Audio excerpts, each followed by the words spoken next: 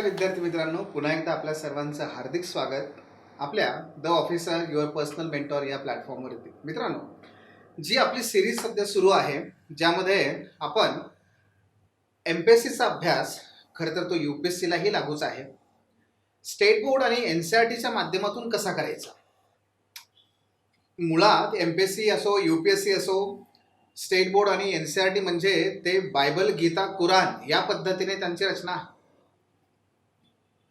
आणि आम्ही वारंवार आपल्या प्लॅटफॉर्मवरती विद्यार्थ्यांना सांगत आलेलो आहे की जर IAS व्हायचं असेल, डेप्युटी कलेक्टर व्हायचं असेल, तर स्टेट बोर्ड आणि NCERTची भाषा, शैली आणि त्याचबरोबर त्यामध्ये असणारा कॉन्टेंट याच्यावर कमांड मिळवा, तुम्ही निश्चितपणे यशस्वी होऊ शकाल.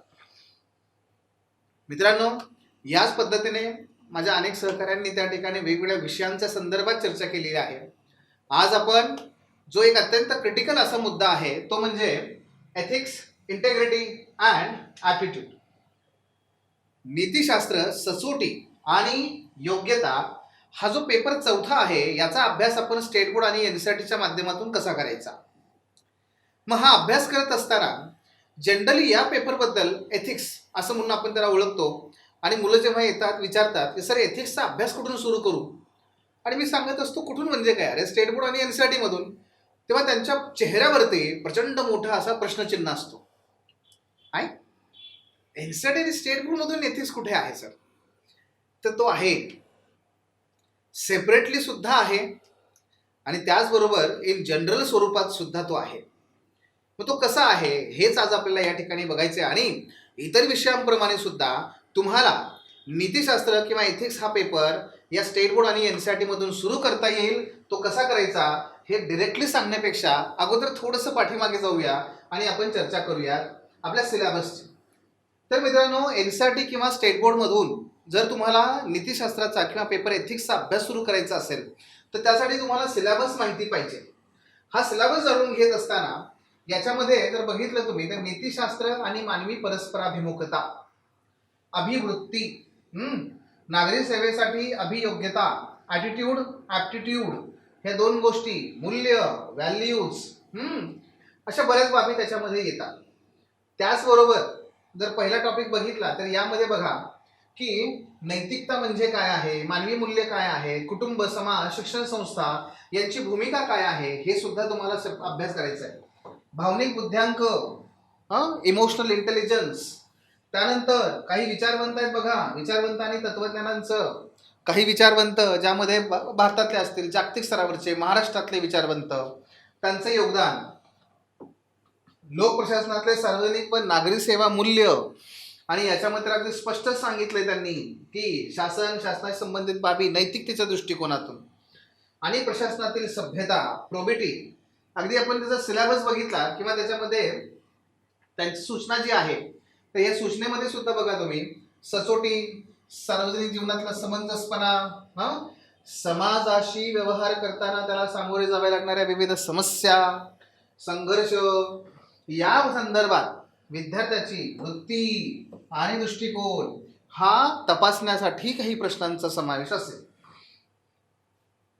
आणि सरत्या शेवटी बघितलं आपण तर या पेपरमध्ये एथिक्स आहे, इंटेग्रिटी आहे आणि ॲप्टिट्यूड आहे.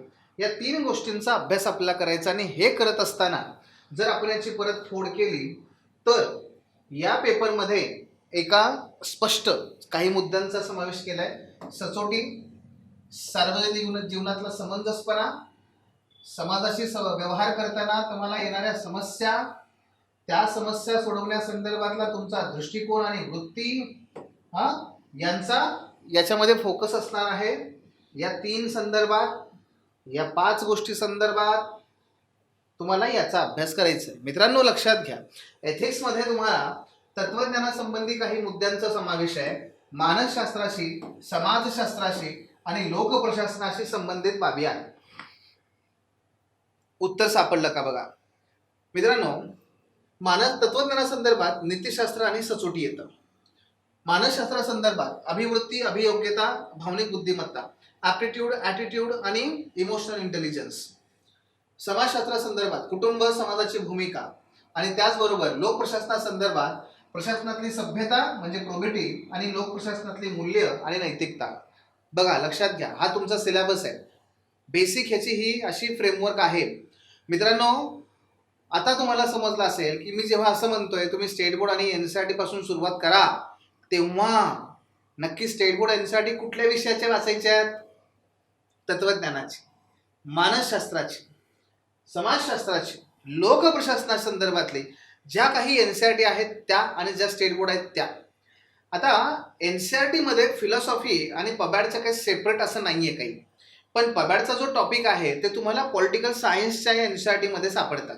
लक्षात ठेवा, हा पहिला मुद्दा. दुसरा, फिलॉसॉफीचं त्यामध्ये थेट काही सापडत नाहीये, पण तुम्हाला कला आणि संस्कृती संदर्भात काही एनसीईआरटीची पुस्तकं आहेत, त्याच्यामध्ये तुम्हाला न्याय, वैशेषिक, सांख्य यासारख्या बाबी त्यामध्ये सापडतील, तुम्हाला त्या अभ्यासाला मिळतील. पण एनसीईआरटी मध्ये मानसशास्त्र आणि समाजशास्त्र हे मात्र पिन पॉइंटेडली आहेत, ते तुम्ही अभ्यासू शकता. आणि दुसरं, दुर्लक्ष तुमचं मानसशास्त्राकडेच होतं, समाजशास्त्राकडे होत नाही, कारण तुम्हाला इंडियन सोसायटी ह्या पेपरसाठी एनसीईआरटी वाचावेच लागतात, हे तुम्हाला माहिती आहे, तुम्ही वाचता, पण तुम्ही याच्याकडे दुर्लक्ष करता, ते करू नका. आता राहिला मुद्दा स्टेट बोर्डचा. तर स्टेट बोर्डमध्ये मित्रांनो तत्वज्ञानासंदर्भातले पण आहेत पुस्तकं, मानसशास्त्राचे सुद्धा आहेत आणि समाजशास्त्राचे सुद्धा आहेत. फक्त नाही आहेत तर ती म्हणजे लोक प्रशासनाच्या संदर्भातले, पण तेही तुम्हाला पॉलिटिकल सायन्स किंवा नागरिकशास्त्र याच्यामध्ये तुम्हाला ते मुद्दे येतातच, नाही असं नाहीये. पण आता मग नक्की कुठला अभ्यास करायचा आणि कसा अभ्यास करायचा आपण ते त्यामध्ये पाहूया. पहा, हे आहे मानसशास्त्राची कथा या नावाने हे 11वीचं पुस्तक आहे मानसशास्त्राचं. स्टेट बोर्ड पासून आपण सुरुवात करूया. स्टेट बोर्डच्या मानसशास्त्राची जी कथा आहे याच्यामधला चॅप्टर तुम्हाला कुठला करायचे आहेत, तर तुम्हाला पहिला चॅप्टर करायचा आहे. याच्यामध्ये सुद्धा हा सगळा, याच्यामध्ये बोधावस्था, अबोध वर्तन, वर्तन, वर्तन म्हणजे काय, बोधात्मक, मानसशास्त्र, मानसशास्त्राची ध्येय. पण हे फक्त काय करायचं आहे, तर हे फक्त वाचन करायचं आहे, वाचन करायचं आहे आणि समजून घ्यायचं आहे. याच्या पलीकडे काहीच नाही. वाचन करायचं आहे, समजून घ्यायचं आहे, आपल्याला काही आहे तसं हे तुम्हाला येणार नाहीये, तर हे लक्षात याच्यामध्ये ठेवा. आता जर आपण बघितलं तर याची मी तुम्हाला इंडेक्स दाखवतो. सो मानसशास्त्राची कथा नक्की वाचा. मानसशास्त्राच्या व्याख्या काही गरज नाही, स्व याची पण काही आवश्यकता नाही. मानवी विकास फारसा गरजेचा नाहीये, याच्यामध्ये फक्त तुम्हाला वाचायचं असेल तर, समजून घ्यायचं असेल तर तुम्ही करू शकता. हा देखील टॉपिक फक्त वाचन करायचं आहे 11वीच्या पुस्तकातलं. सो 11वीच्या पुस्तकामध्ये बेसिकली आपल्याला 2 बाबी करायच्या आहेत. एक म्हणजे मानसशास्त्राची कथा, बोधावस्था आणि मानवी विकास, याचा तुम्ही त्या ठिकाणी अभ्यास करू शकता. हे 2 चॅप्टर व्यवस्थित वाचा. 11वीमध्ये फार काही नाहीये. 12वीच्या पुस्तकात मात्र आपल्याला तिथे बऱ्याच बाबी येतात, जसं की बुद्धिमत्ता. हा सगळा सखोलपणे वाचून घ्यायचा आहे. बुद्धिमत्ता, याच्यामध्ये बुद्धिमत्ता म्हणजे आपली कृत्रिम बुद्धिमत्तेपासून ते अगदी बघा, इंटेलिजंट कोशंट असतो, इमोशनल कोशंट असतो, सोशल कोशंट असतो, आहे की नाही. मग त्यामध्ये जे इमोशनल इंटेलिजन्सचा हा प्रकार जो आहे तर तो आपल्याला याच्यामध्ये अभ्यासाला मिळतो, त्यामुळे ते नक्की वाचा. हा दुसरा याच्यातला भाग आहे. त्यानंतर बोधात्मक प्रक्रिया, व्यक्तिमत्व, भावना, ठीक आहे, हे चॅप्टर जे आहे ते आपल्याला यातून वाचायचे आहेत. बाकीच्या काही गोष्टी आपल्याला इथं उपयोगाच्या नाही आहेत. फक्त चॅप्टर क्रमांक 2, 3, 4, 5 ह्यांचं वाचन करून घ्यायचं आहे. थेट आपल्याला सिलेबसमध्ये सापडणारे मुद्दे हे आहेत, यातून तुमची खूप चांगल्या प्रकारे तयारी होऊन जाईल. त्यानंतर बघा, तत्वज्ञानाकडे जाऊया. हे 11वीचं तत्वज्ञानाचं पुस्तक आहे. 11वीचं हे तत्वज्ञानाचं पुस्तक आहे आणि मी तुम्हाला सजेस्ट करेन, हे पुस्तक काय म्हणजे तत्वज्ञान आहे का, कळतं कसं, काय करायचं, दिसतं तसं नसतं. टॉपिकचे हेडिंग तरी बघा ना किती छान आहेत. त्यानंतर जगण्याविषयी जाणून घेताना स्वातंत्र्य आणि नीती नियम, आहे की नाही, विज्ञान, तंत्रज्ञान आणि तत्वज्ञान, हे टॉपिक जे आहेत ना मित्रांनो इतके सुंदर आहेत. फक्त काय करायचं आहे, यामध्ये वाचायचं आहे आणि विचार करायचा आहे. वाचायचं आहे, विचार करायचा आहे, दिलेले स्वाध्यायामधले जे प्रश्न आहेत ते सोडवायचे आहेत. या प्रकारे तुम्ही याचा अभ्यास करू शकता. पण 11वीचं हे पुस्तक खूप छान आहे फिलॉसॉफीचं, मराठीतल्या विद्यार्थ्यांना हा ॲडव्हान्टेज आहे, एनसीईआरटीला नाही आहेत पुस्तक हे लक्षात घ्या. हां, तर तो आपला ॲडव्हान्टेज आहे, तर ते आपण ते करू शकतो. आता इथे जर बघितलं आपण तर हा आहे 12वीचा पुस्तकाचा भाग, ज्यामध्ये परत एकदा आय वुड सजेस्ट यू, मी तुम्हाला हे सजेस्ट का करेन, कारण एसेचे जे टॉपिक आहेत ना, एसेचे तुम्ही म्हणता ना एसे कसा फिलॉसॉफिकल येतो, कोटेशन बेस येतो असं म्हणता ना. आता बघा इथे मी कोण आहे मी काय आहे लिहा एसे याच्यावरती. मी कोण आहे मी काय आहे लिहा एसे याच्यावरती. असे येतात ना तुम्हाला कोटेशन. मांडणी कशी करावी. एक विद्यार्थी आला माझ्याकडे, त्याचं असं म्हणणं होतं की सर ते कळतं हो, पण ते लिहायचं काय, त्यात फोडायचं कसं, त्याला त्या एका वाक्याला एवढं 1200 शब्दामध्ये काय करायचं काय कळत नाही. हे वाचा. यातून तुम्हाला एसे एथिक्स या दोन्हीही गोष्टी तुम्हाला उपयोगाच्या आहेत, आणि म्हणून मी सजेस्ट करेन, याचा फायदा मल्टिपल आहे, हे नक्की वाचा, समजून घ्या, मित्रांना सांगा. चर्चा केल्याने आपलं ज्ञान हे भक्कम होतं. त्यामुळे फिलॉसॉफीचे दोन्ही पुस्तकं वाचायची आहे. आता राहिला भाग सोशॉलॉजीचा, समाजशास्त्राचा भाग तुम्ही खरं तर तुमच्या इंडियन सोसायटीसाठी वाचणारच आहात, तर तिथून तुमचं होऊन जाईल, त्यात वेगळंच सांगण्याची गरज नाही आहे, पण ती वाचायची आहे. इंडियन सोसायटीसाठी सुद्धा 11वीचं आणि 12वीचं समाजशास्त्राचं पुस्तक उपयोगी आहे, आणि त्याचबरोबर एथिक्ससाठी सुद्धा ते उपयोगाचं आहे. त्यामुळे हे वाचा. हां, फक्त याच्यामध्ये जीएसच्या पॉईंट ऑफ व्ह्यूने जर विचार केला ना, तर तुम्हाला वाचायचं नाही आहे पाश्चिमात्य भारतीय समाजशास्त्रज्ञ यांचं काही वाचायचं नाही आहे. हे सोडलं तर मात्र तुम्हाला बाकीचे सगळे टॉपिक जे आहेत ते वाचायचे आहेत, कारण तुम्हाला हे सगळे टॉपिक तुमच्या इंडियन सोसायटी या पेपर 1 मध्ये विचारले जातात. 70 ते 80 मार्क याच्यावरती आहेत. हातचे मार्क आहेत तुमचे. अतिशय साधा सोपा पेपर आहे समाजशास्त्र, तो नक्की करा. त्यानंतर 12वीच्या याच्यामध्ये बघा पुन्हा एकदा सगळ्या बाबी ज्या आहेत त्या तुम्हाला करायच्या आहेत. सामाजिक समस्या, चळवळी, परिवर्तनाची प्रक्रिया, विविधतेत एकता, समाज. आता याला ऑप्शन नाही, कारण हा तुम्हाला थेट सिलेबसलाच मुद्दा आहे, त्यामुळे हे दोन्ही करा ना, त्यात काही अडचण नाहीच आहे. आता एनसीईआरटीचं मी तुम्हाला हे 12वीचं पुस्तक दाखवतोय. ठीक आहे, 12वीचे पुस्तक आहे. या 12वीच्या पुस्तकाचा जर विचार केला तर यातले काही चॅप्टर्स आपल्याला त्या ठिकाणी करायचे आहेत. पण हे चॅप्टर्स कुठले आहेत हो, आणि कुठले चॅप्टर्स आणि कसे करायचे, तर याच्यामध्ये मात्र मी तुम्हाला थेट ते चॅप्टर्स घेऊन दाखवतो. बघा यात काय काय आहे आणि कसं कसं आहे. आता हा जो पहिला चॅप्टर आहे, या पहिल्या चॅप्टरमध्ये, ह्या चॅप्टरचे नाव आहे, एक minute, variations in psychological attributes. या टॉपिकमध्ये बघा लक्षात घ्या इथे, हा बघा थेरीज ऑफ इंटेलिजन्स हा टॉपिक पूर्णपणे करायचा आहे.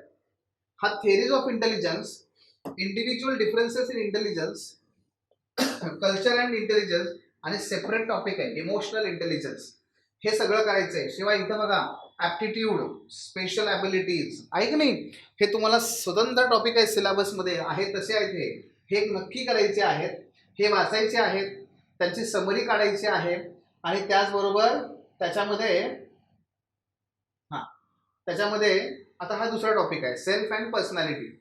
सेल्फ अँड पर्सनॅलिटीमध्ये आपल्याला इथे असं काही डिटेलमध्ये दिलंय का, म्हणजे आपल्या सिलेबसमध्ये यातले काही मुद्दे आहेत का, तर बिलकुल नाही. त्यामुळे याच्याकडे जायची गरज नाही. दुसरा करायचा सेल्फ अँड पर्सनॅलिटी. तिसरा बघा मीटिंग लाईफ चॅलेंजेस, हा तिसरा टॉपिक आहे, ज्यामध्ये बेसिकली स्ट्रेस आणि लाईफ स्किलवरती त्यांनी बोललेलं आहे. हाही आपल्याला करायचा नाही आहे. चौथा टॉपिक सायकोलॉजिकल डिसऑर्डर्स. या सायकोलॉजिकल डिसऑर्डरमध्ये वेगवेगळ्या प्रकारचे आजार आणि त्यांचे काय परिणाम होतात, हा मुद्दा आहे. थेरप्युटिक अप्रोचेस म्हणून हा टॉपिक आहे. या टॉपिकमध्ये बेसिक थेरपीज वगैरे, कॉग्नेटिव्ह थेरपी, ह्युमॅनिस्टिक थेरपी, हा टिपिकल कोर सोशोलॉजीचा टॉपिक आहे. त्यामुळे आपल्याला ते काही करायची आवश्यकता नाही आहे. हां, 6वा टॉपिक बघा. 6व्या टॉपिकमध्ये मात्र आहे बरं का. 6व्या टॉपिकमध्ये आपल्याला nature and components of attitude हा करायचा आहे. ॲटिट्यूड फॉर्मेशन अँड चेंज हा टॉपिक करायचा आहे. ठीक आहे, पुढचं वाचता आलं तर वाचा, नाही वाचता आलं काही हरकत नाही, पण ॲटलिस्ट हे 2 टॉपिक याच्यातले करा. त्यानंतर थेट 8व्याकडे चला. 8व्यामध्ये पण तुम्हाला याच्यामध्ये बेसिक गोष्टी येतात बघा, जसं की हा जो 8वा टॉपिक आहे ना, याच्यामध्ये त्यांनी रिलेशनशिप दिलंय वेगवेगळ्या प्रकारच्या. याच्यामध्ये कुठला करायचा आहे आपल्याला, तर सायकोलॉजी अँड सोशल कन्सर्न्स हा जो टॉपिक आहे, हा तुम्हाला बेसिकली मानसशास्त्राच्या दृष्टिकोनातून तुम्हाला तत्वज्ञान सॉरी या एथिक्स आणि तिकडे ह्या दोन्हीकडे तो तुम्हाला विचारला जाऊ शकतो, म्हणून आणि एक वेगळा पर्स्पेक्टिव्ह याच्यात मिळतोय, म्हणून लक्षात घ्या. त्यामुळे मी सांगेन की ह्युमन एन्व्हायरमेंट रिलेशनशिप, एन्व्हायरमेंट हा नेहमी कन्सर्न आहे. एथिक्समध्ये विचारतात, एसेमध्ये विचारतात, तर हा टॉपिक जो आहे ना 8वा तो पूर्णपणे करून घ्या, तो तुम्हाला उपयोगाला नक्की येईल. आणि राहिला हा 9वा शेवटचा टॉपिक आहे. या टॉपिकमध्ये काही इंटेलेक्च्युअल आणि पर्सनल स्किल्स आहेत, काही स्पेसिफिक स्किल्स आहेत, इंटरव्ह्यूचं स्किल आहे, काउन्सिलिंग स्किल आहे. आपल्यासाठी फारसं ते महत्त्वाचं नाहीच आहे. आणि म्हणून जर बघितलं आपण तर यामध्ये मी तुम्हाला सांगितल्या पद्धतीने हे 11वीचं जे पुस्तक आहे, एक मिनिट सॉरी 12वीचं पुस्तक आहे हे, तर हे जे काही आहे 12वीचं पुस्तक, तर याच्यामधले फक्त सिलेक्टिव्ह चॅप्टर करायचे आहेत. बेसिकली 6वा आणि 8वा चॅप्टर फार महत्त्वाचा आहे. त्याच्या अगोदर पहिला पण चॅप्टर तेवढाच महत्त्वाचा आहे.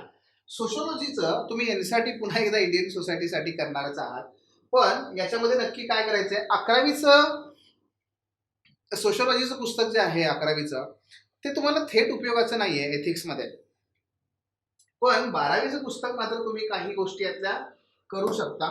जसं की सोशोलॉजी अँड सोसायटी, कॉन्सेप्ट आहेत त्या तुम्हाला माहिती असायला हव्यात, अंडरस्टँडिंग सोशल इन्स्टिट्यूशन, कुटुंब वगैरे तुम्हाला सिलेबसमध्ये मी दाखवले बघा. कल्चर तो पण महत्त्वाचा मुद्दा आहे. यातला फक्त करायचा नाही तर तो शेवटचा रिसर्च मेथोडॉलॉजी हा आपल्याला काही उपयोगाचा गरज नाही आहे. पहिले 4 चॅप्टर मात्र तुम्ही वाचू शकता.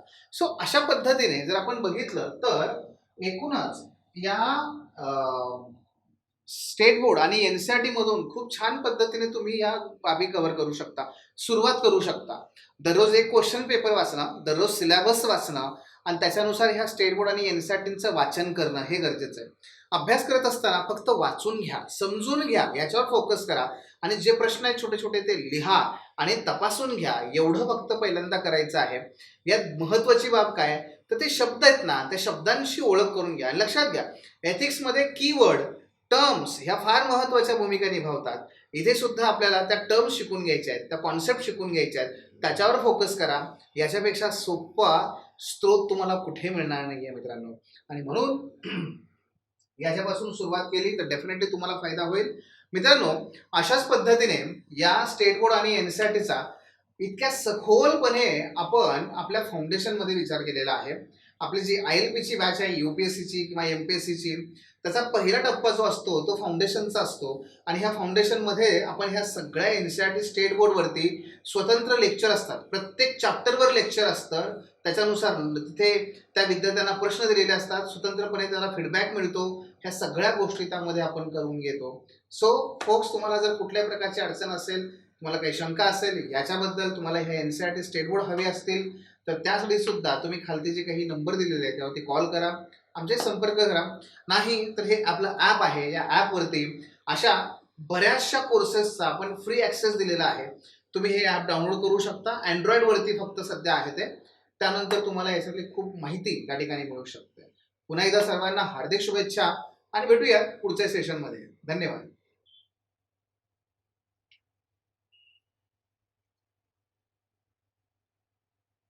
The officer, your personal mentor चॅनलच्या नवनवीन अपडेट्ससाठी चॅनलला लाईक, सबस्क्राईब आणि शेअर करा. थँक्यू.